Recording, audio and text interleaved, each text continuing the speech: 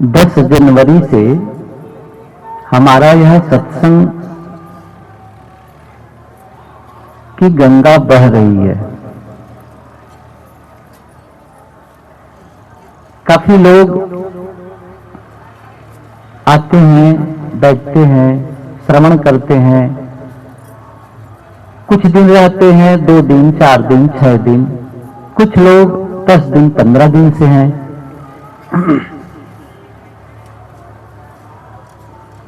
और यह क्रम चलता रहेगा 4 फरवरी तक।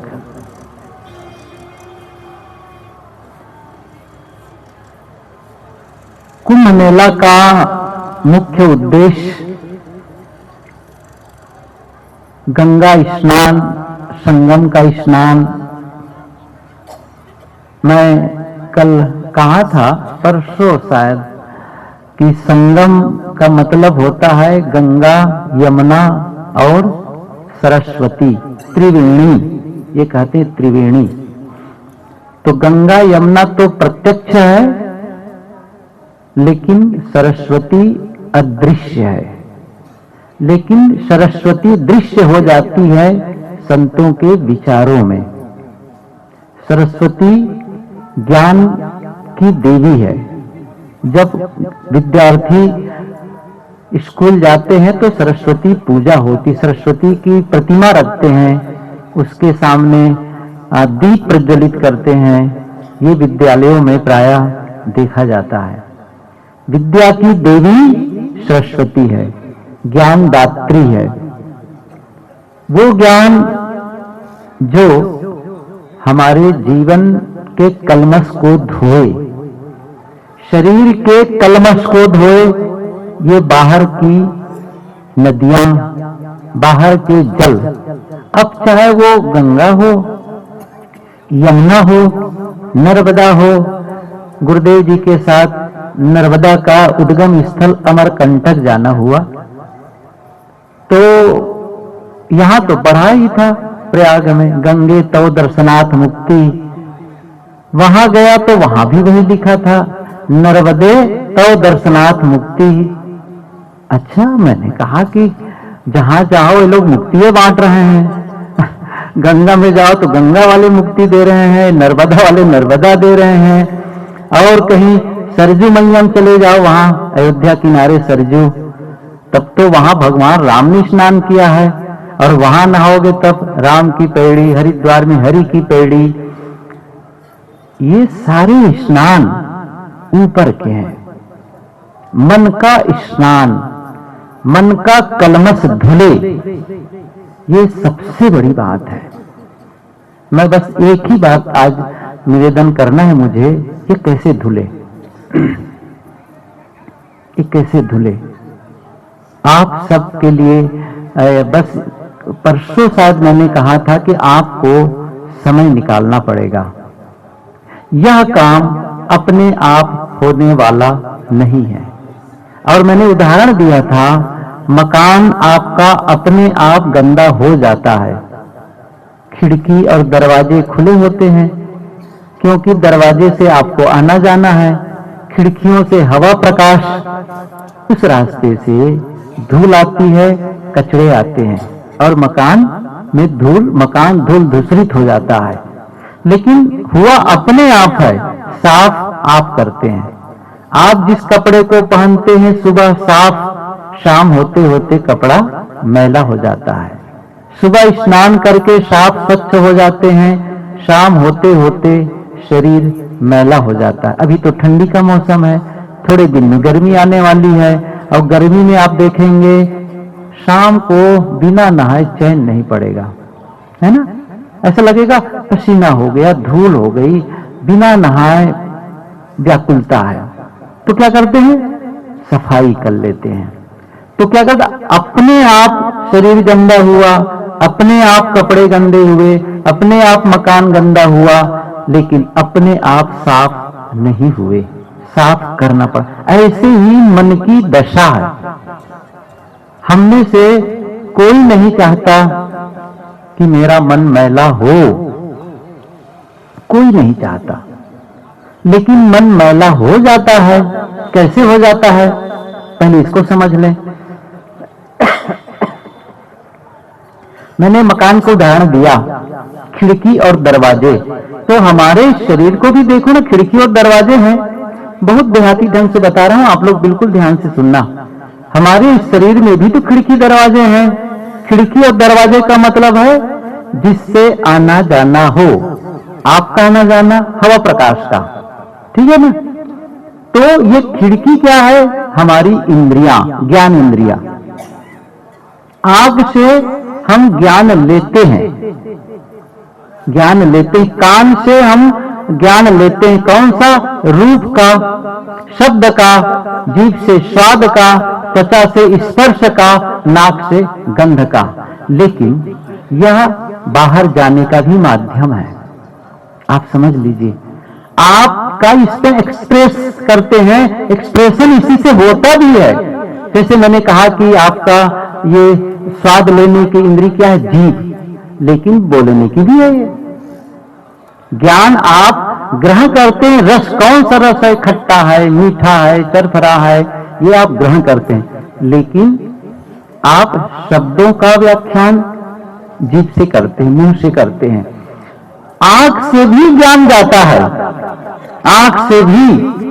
देखो, कान की बात तो मैं नहीं कहता हूं, लेकिन आंख एक ऐसी इंद्री है जिससे कहते हमारी जीवन की ऊर्जा 80% खर्च होती है। जीवन ऊर्जा 80% खर्च होती है आंख से। 20% तो केवल अन्य इंद्रियों को मिलती है। 20% आंख का खुलना जगत से जुड़ जाना है। आंख खुलने का मतलब दृश्य से जुड़ना। जैसे मैं यहां आंख बंद करके बैठा, एक अलग बन गया, लेकिन आंख खोला तब कोई बेतरतीब चले, अमन प्रश्न करता है, वो टेढ़ा मेढ़ा क्यों चल रहा है, वो अपनी लाइन में क्यों नहीं बैठ रहा है। अब देखो, मन प्रश्न शुरू कर दिया। आंख बंद है, साइलेंट, जो घटना घट रही उससे हम कटअप हो गए।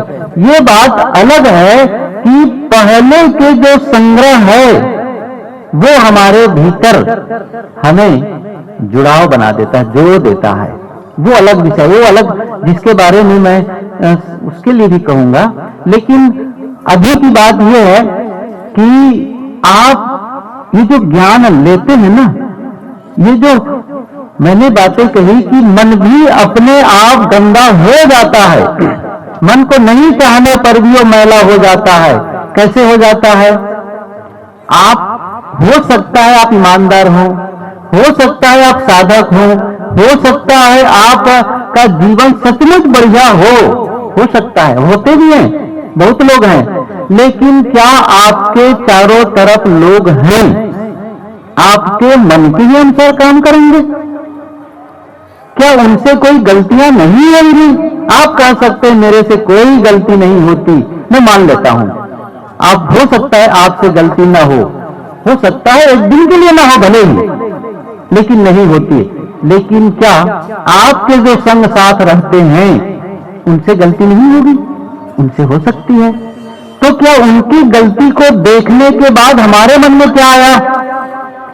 उसने गलत किया। या आपके ही घर का बेटा हो, बेटी हो, बहू हो, मां, कोई भी सदस्य हो, आपने कहा ये काम कर देना, और उसने ठीक है कर दूंगा या कर दूंगी, और उसके बावजूद नहीं किया। समझ रहे हैं? नहीं किया। अब आपका मन क्या होगा? देखो, करने के लिए बोला भी और किया भी नहीं। अब उनके जो गलत व्यवहार है उसको लेकर के हमारे मन में बहुत सारे विचार शुरू हो गए। उसने क्यों नहीं किया? मेरी बात को क्यों नहीं मानता है? क्या हो गया उसको? अब देखो कितने विचार चलने लग गए। या फिर आपने घर में देख लिया कोई किसी के हाथ से बर्तन गिर गया है, किसी के हाथ से कोई तेल का डिब्बा, घी का डिब्बा गिर गया। आप तो सही है ना, लेकिन वो जब देखे वो कहां चला गया? भीतर चला गया। समझ रहे? भीतर चला गया, और वो जा करके चुपचाप नहीं, फिर वो दृश्य, वो शब्द, वो आपको विचलित करता है, हलचल करता है। ये सब क्या है? कचरे हैं।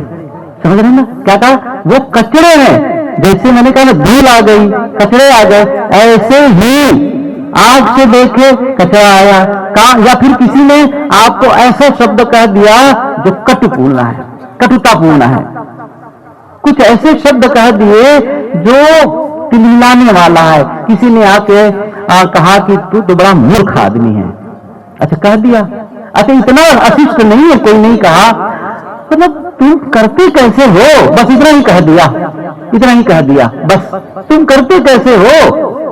अब मन में वो विचार जा करके हमें परेशान कर रहे हैं। किसी ने आकर हमारा अपमान कर दिया तो अपमान जनित अमर्ष, अपमान जनित जो हम नाराजगी होती है ना, उसे कहते हैं अमर्ष।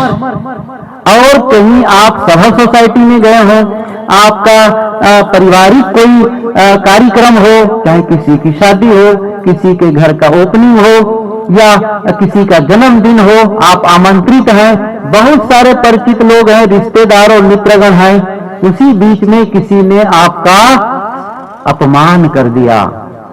अब क्या हुआ?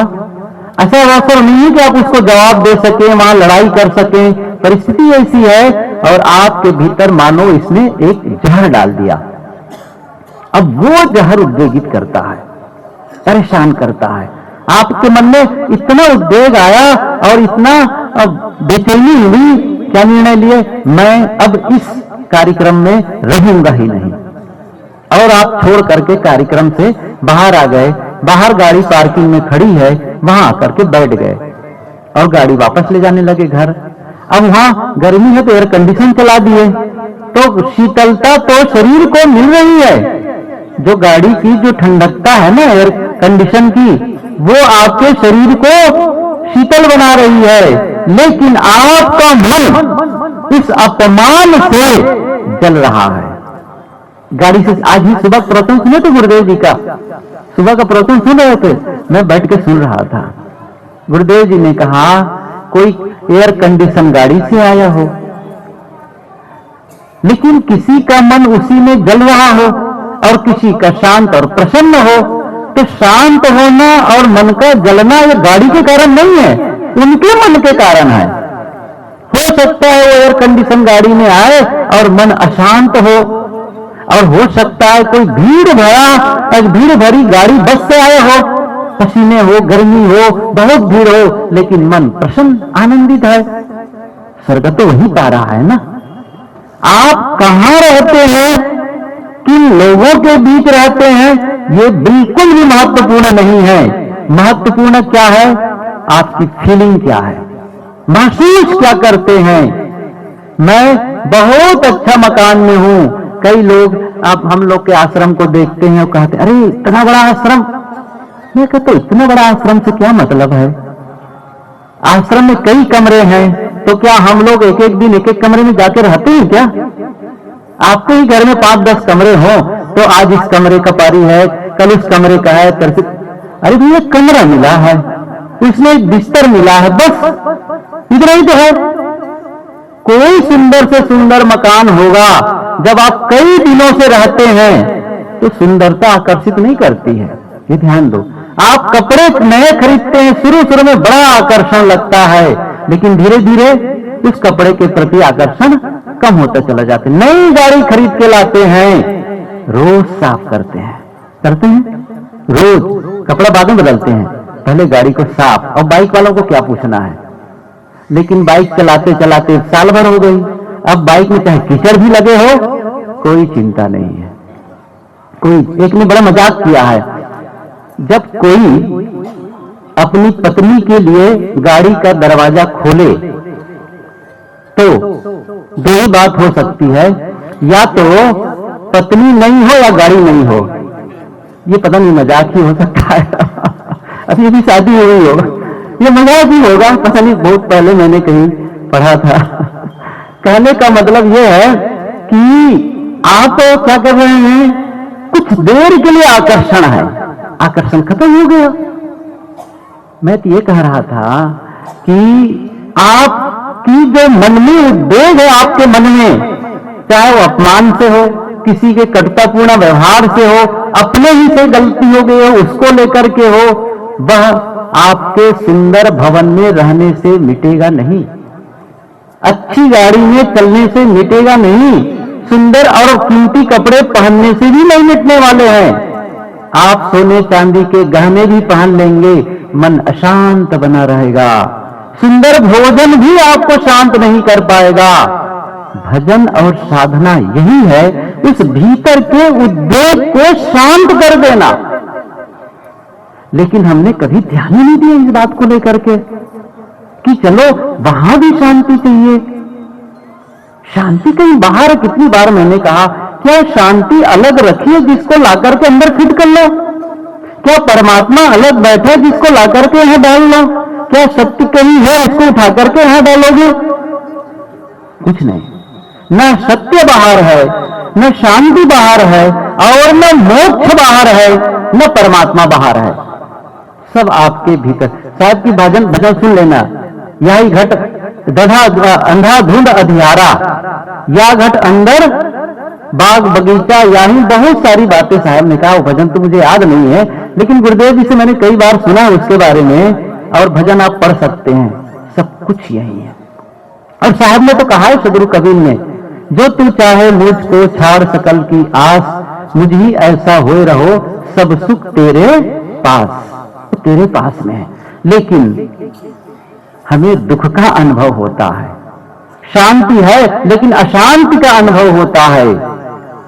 परमात्मा का अनुभव नहीं होता है, अंदर में राक्षस का अनुभव होता है। सही कह रहा हूं? राक्षस का अनुभव होता है। बड़ा शैतान बैठा। गुरुदेव जी कहा करते थे, आधे घंटे भी अपने मन में चलते हुए विचारों को लिख लो तो आप अपने मित्र को नहीं दिखा पाओगे। अभी मैं एक पुस्तक ऑनलाइन मंगवाया, मार्कस ऑरेलियस की मेडिटेशन। उसकी पंक्ति पढ़ी गुरुदेव जी से, मैंने सुनी थी लेकिन उस समय पढ़ी अभी कुछ दिन पहले ही। कोई आपको अचानक पूछे क्या सोच रहे हो, और आप बता सकें, अचानक पूछ दे और बता सको कि हाँ ये सोच रहा हूं। यदि हम गलत सोच रहे होंगे तो बता नहीं पाएंगे। कहने का मतलब है, वो जो वेग है उसे शांत करना, ये किसकी जिम्मेदारी है? आप सम्मिलित परिवार में हैं तो सम्मिलित परिवार वालों से आप कह सकते हैं भाई वो भोजन की मेरी व्यवस्था करेंगे, या किसी नवयुवती है और उसकी शादी हुई है तो स्वाभाविक रूप से उसके जहां ससुराल गई है उसकी जिम्मेदारी है, ससुराल वालों की, उसके पति महोदय की जिम्मेदारी है उसकी सुरक्षा करें, उसके कपड़े का ध्यान रखे, उसके खाने पीने का ध्यान रखे, उसका स्वास्थ्य का ध्यान रखे। ये चलो मान गए, लेकिन आपके मन की अशांति और अशांति का ध्यान कौन रखेगा? दूसरा रखेंगे, आप रखेंगे, आप रखेंगे। तो वो जो कलमश है उसकी धुलाई कैसे हो?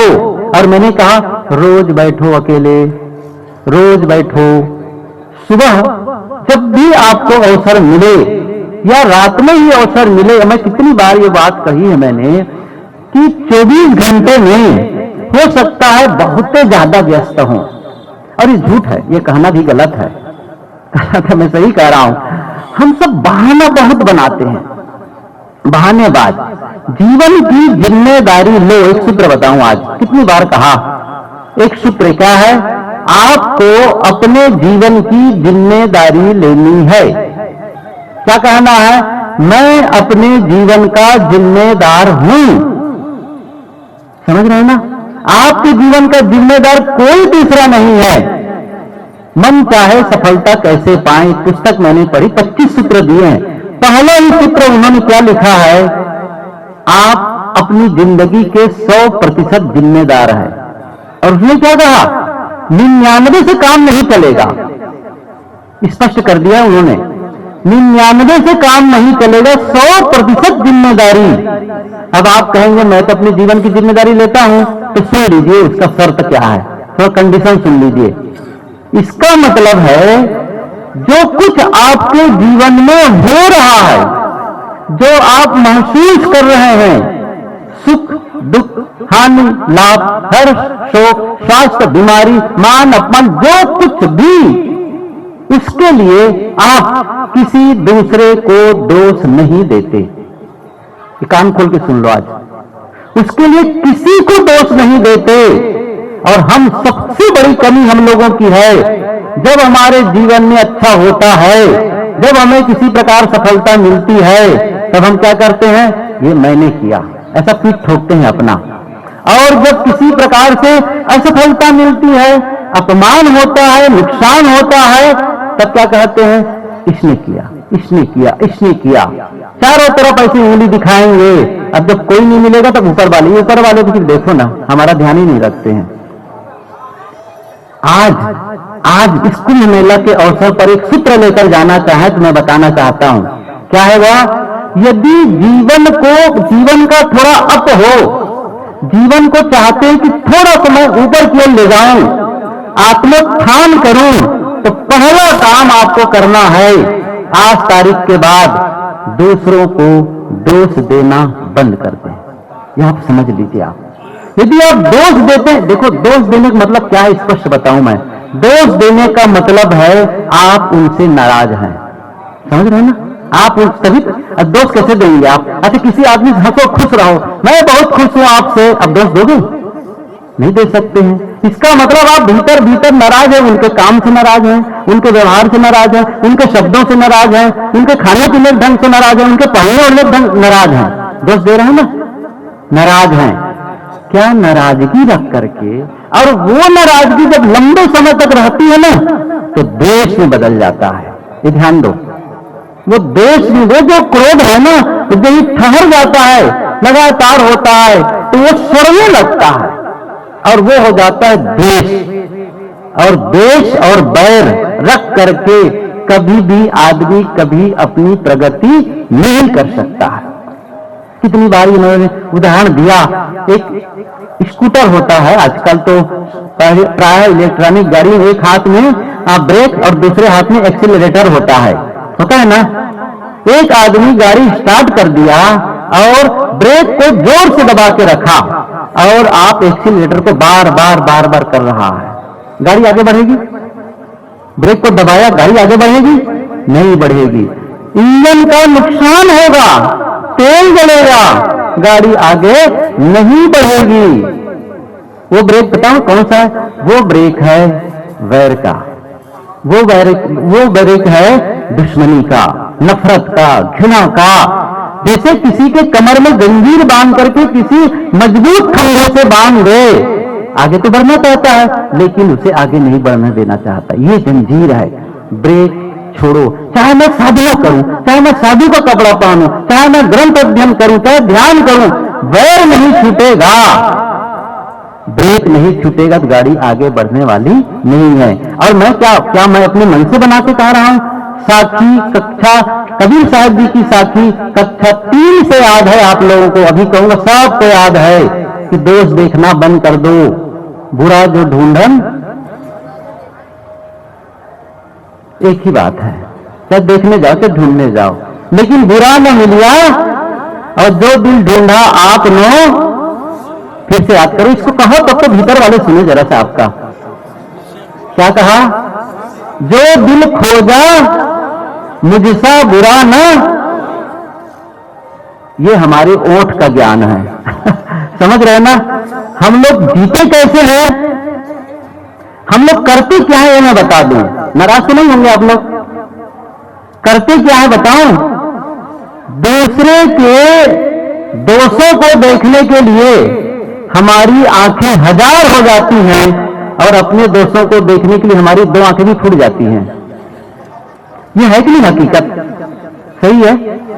आज से बदलो, ये नहीं कि चप्पल जो सुन रहे थे ना समझ रहे ना, मन बदलो, विचार बदलो, एक ऐसा संकल्प, मेरे जीवन में जो कुछ होता है न मैं अपने घर वालों को दोषी मानूंगा, न पड़ोसी को दोषी मानूंगा, किसी को दोष नहीं है।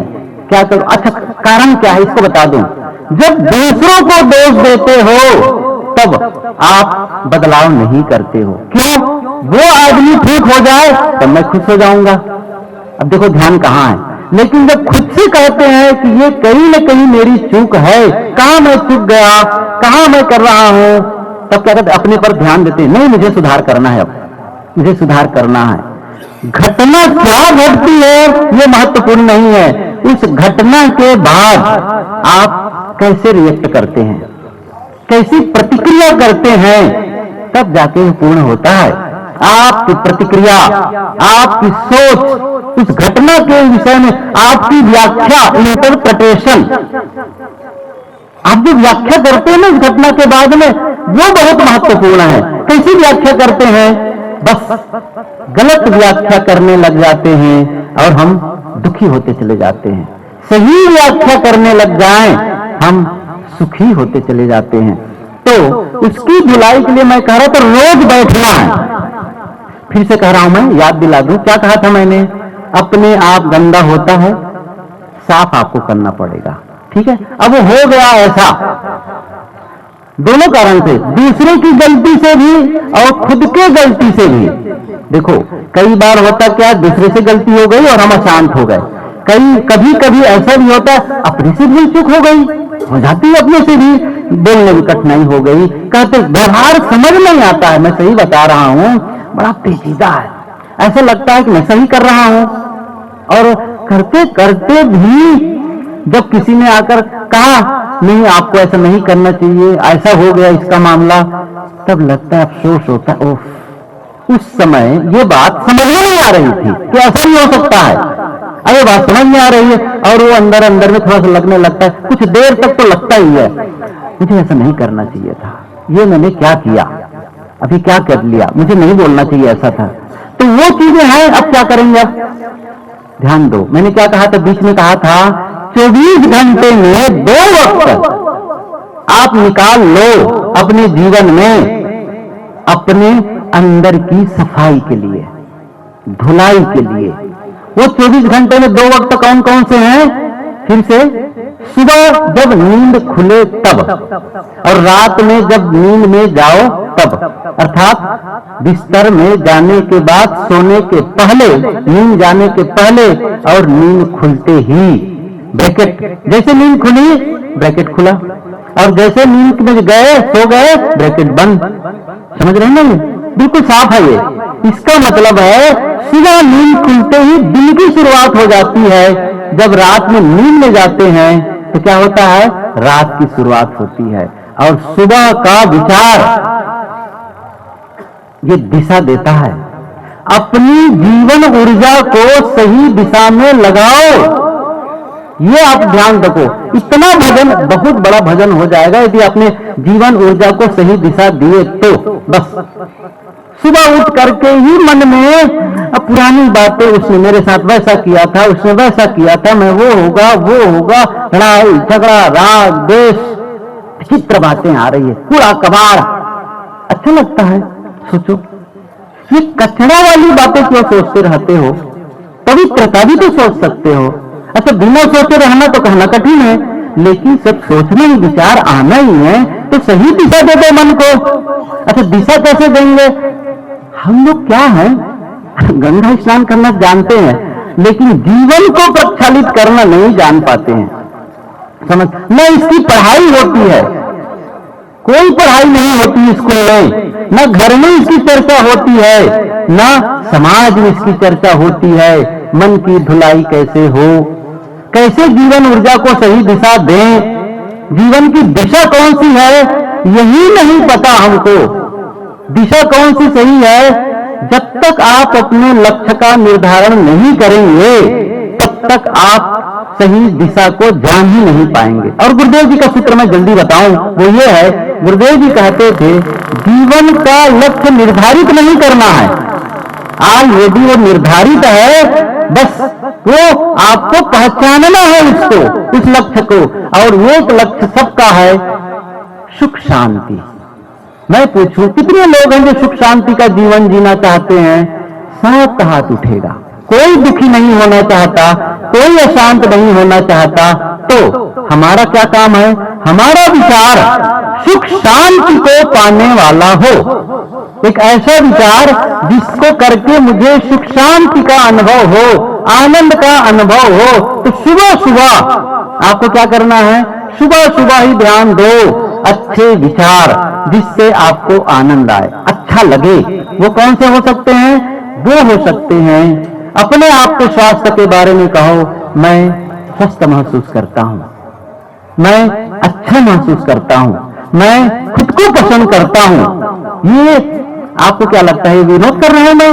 खुद को पसंद करना ये बहुत बड़ी बात है। बहुत से लोग अपने आप को पसंद नहीं करते, ना अपने चेहरे को पसंद करते हैं, ना अपने शरीर को पसंद करते हैं, ना अपने घर वालों को पसंद करते हैं, ना अपने मकान को पसंद करते हैं, ना अपने कपड़े को पसंद करते हैं। क्या होगा कि दूसरी जगह चले जाओगे छोड़ करके? वही तो है जिनके साथ जीवन में रहना, और वही शरीर है जिनके साथ जीना है। गुरुदेव जी की उदाहरण बार बार याद आती है।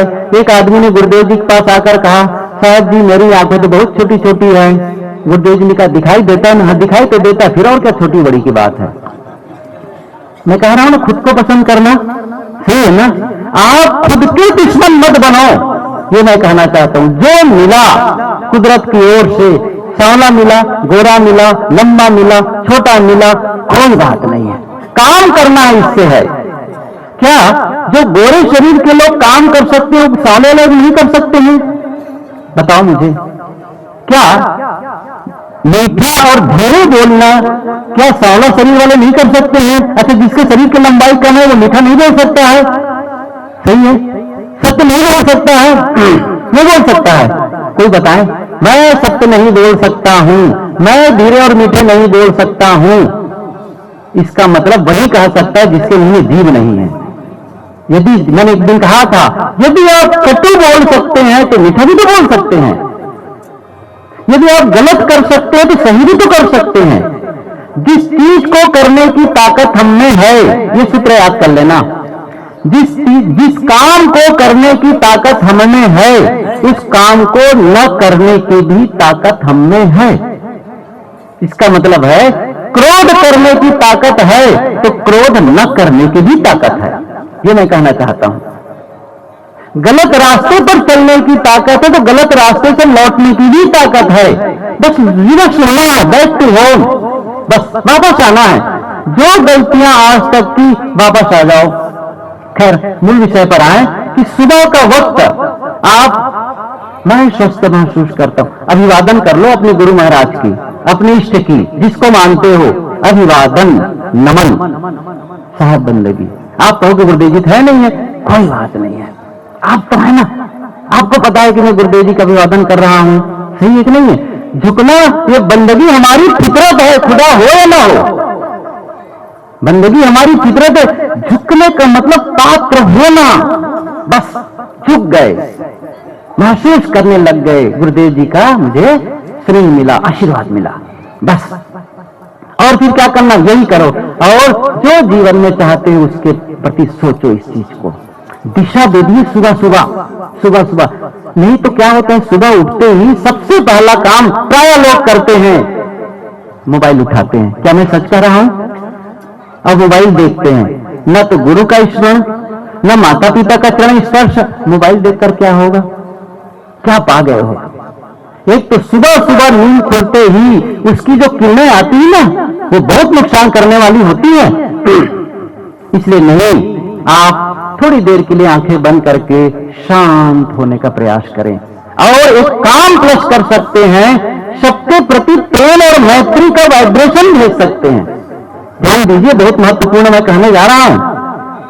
क्या करना है, कमाना पड़ता है। लोग कहते हैं ना, प्रेम दो तो प्रेम पाओ। सही है, प्रेम दोगे तब तो प्रेम मिलेगा, लेकिन देने के पहले कमाना पड़ेगा। आप किसी को 10 रुपया देना चाहते हैं, 10 रुपये पहले कमाओगे तब तो होगा। प्रेम दोगे कहां, वैसे खोखले पड़े हुए हो तो प्रेम कैसे कमाओगे? ये सुन लो आज। आप चुपचाप आंखें बंद करके बैठ लेना और कल्पना करना, मेरे भीतर से अपने भीतर एक वाइब्रेशन बार बार तेजी से कहना शुरू करना, प्रेम प्रेम प्रेम, अंदर अंदर मैत्री मैत्री मैत्री मैत्री। ऐसा कल्पना करो कि वहां से प्रेम की तरंगें निकल रही है, परिवार वालों को स्पर्श कर रही है वो तरंगें, पड़ोसी को स्पर्श कर रही है। सबके प्रति प्रेम और मैत्री, प्रेम प्रेम मैत्री मैत्री मैत्री, सबका भला हो, सबके प्रति धन्यवाद का भाव जगे, कोई शिकायत नहीं है। सबके प्रति धन्यवाद। सुबह उठो धन्यवाद ज्ञापित, ग्रेटिट्यूड हमेशा ध्यान रखो। ये हम भूलते चले जा रहे हैं, धन्यवाद का भाव। मैं जिंदा हूं, धन्यवाद।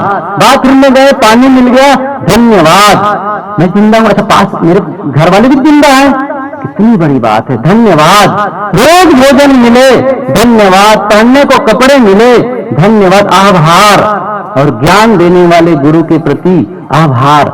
ये जो आभार व्यक्त करने लग गए, समझ रहे हैं ना, मन से शिकायत खत्म हो जाएगी। और एक और सूत्र बताते चलूं चलते चलते, वो क्या है, जिंदा आदमी के साथ, जिंदा प्राणी के साथ जैसा व्यवहार करते हो वही व्यवहार अपने उपयोगी वस्तुओं के साथ भी करो। क्या कहा मैं, जिस कलम से लिखते हो, क्या मानना है, ये प्राणमान है, उसके साथ वही व्यवहार करना है जैसे कोई ये जिंदा है। बाल्टी जो प्रयोग करते हो, जिस बाल्टी का, उसको पटको मत, बस थोड़ी देर। क्या कहा मैं, हम यहां से जो भेजेंगे ना, भेज रहे ना, एक धर्म, क्या कहना है, सबके प्रति प्रेम, कृतज्ञता के विषय में कह रहा था। जो आदमी सुबह से धन्यवाद का भाव रखेगा, कृतज्ञता का भाव रखेगा, उसके मन से शिकायत खत्म होता चला जाएगा, खत्म होता। जिसको कमी महसूस हो रही है, दूसरे को देखकर ईर्ष्या हो रही है, ये सोचो जो है मिला, उसके प्रति धन्यवाद देना शुरू कर दो, आभार व्यक्त करना शुरू कर दो। जो मिला, क्यों बता रहा हूं मैं, जो आपके पास वर्तमान में आज है ना, जो आपके पास मकान है, जो आपके पास गाड़ी है, जो आपके कपड़े हैं, जो आपके घर में सोने चांदी है, जो आप रोज भोजन करते हैं, उतना ही पाने के लिए बहुत लोग तरस रहे हैं। सही बता रहा हूं, बहुत लोग हैं जो आपके पास है, उतना ही पाने के लिए तरस रहे हैं, और आप शिकायत से भरे हैं। नहीं, धन्यवाद का भाव, आभार का भाव, कृतज्ञता का भाव, ये आपको करते जाना है। और ये करेंगे, रात में भी वही करना, सोने जाने के पहले। किसी से गलती हो गई, आप उन्हें कह दो मैं क्षमा करता हूं। अपने से गलती हो गई, बोलने में गलती हो गई, करने में गलती हो गई, पता चला, अब तो नहीं जा सकते, यहीं से भेजो, मुझे क्षमा कर दो। ये धुलाई है मन की, मैंने कहा ना, ये धुलाई है। वो बोझ लेकर के, उसको लेकर कैरी फॉरवर्ड न करो। अगले दिन रात में हल्का हो जाओ, ताकि अगला दिन वही हिसाब चुकता कर दो, उस दिन का हिसाब। क्षमा मांग लो, क्षमा कर दो, बस हिसाब पूरा कर दो। अगले दिन रिफ्रेश, नया नया दिन, नया जीवन, रीस्टार्ट जिसे कहते हैं। इस प्रकार जब रोज सुबह शाम करेंगे, देखना कितना अंतर आएगा।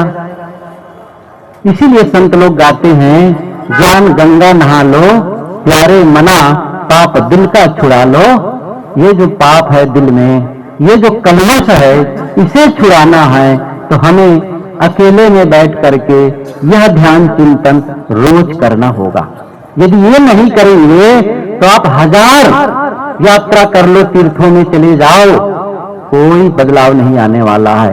अपना बदलाव खुद को करना है, खुद को लिए मेहनत करनी है। अकेले में बैठ करके अंदर वो काम करना पड़ेगा। पूज्य साहेब जी हम लोगों के बीच विराजमान हो चुके हैं और सभी प्रतीक्षारत हैं साहब के विचार सुनने के लिए। मैं चाहता हूं, भजन गवा दूं? कृपा शरण साहब जी कीर्तन बढ़िया करवाते हैं, संभव है साहब क्या बताऊं, मैं बहुत नमन करता हूं उनको। जिस प्रकार से उनकी परिश्रम है ना, उनके पूरे परिश्रम को देख लोगे तो रो दोगे आप लोग, मैं सही बता रहा हूं। इतने कठोर परिश्रम करते हैं और सब करते प्राय, लेकिन वो उनका तो कहना ही क्या है।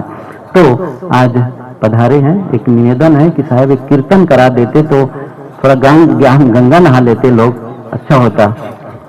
लेकिन जो आता है साहब आपको वो करवाएंगे आप।